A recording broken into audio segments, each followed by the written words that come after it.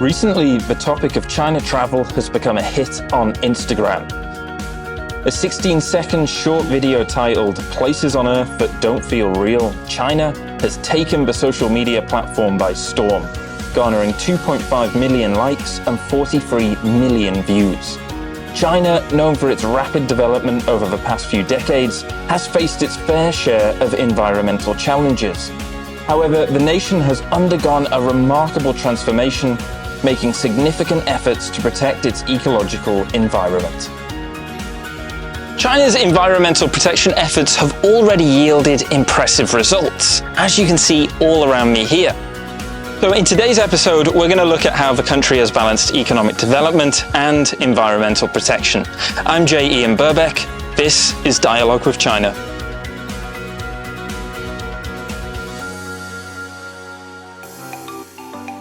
天蓝地绿水清，人与自然和谐共生。国家重视生态文明建设，然后坚持走绿色发展的道路。政府对生态环境的重视，减少了碳排放，碧水蓝天越来越常见。人们的环境保护意识逐渐加强吧，了解到了生态保护的重要性。碳排放的减少，新能源汽车越来越多了。 From reducing pollution to managing deforestation, China has clearly recognized the need to address these issues head-on. And to this aim, the country has implemented various policy objectives, including carbon neutrality by 2060 and the restoration of ecosystems from mountains all the way to deserts and lakes. Take a look at this set of data. The country now boasts 474 national-level nature reserves that cover an area of about 1 million square kilometers, due to nationwide land greening initiatives and the establishment of a comprehensive system of nature reserves. It has effectively safeguarded around 90% of terrestrial ecosystem types and 74% of wildlife species under key state protection.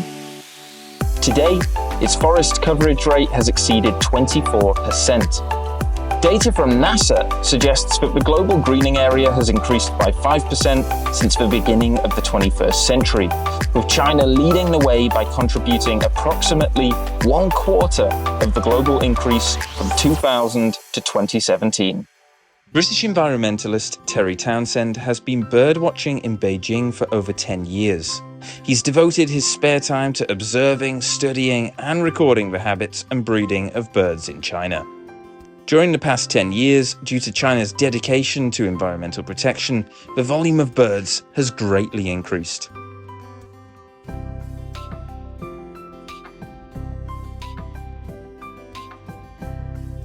But since I've been in China, I've got more involved in practical wildlife conservation, which is my passion really. There are about 10,000 species of bird in the world. China has more than 1,400, nearly 1,500. Another aspect that really impressed me is the number of birds. So not just the number of different species, but the volume. And in spring and autumn, there is a huge flow of birds that come through Beijing on their way north. And again in autumn, when it gets really cold in Russia, they come back through Beijing again. So we describe it as like a super highway for birds.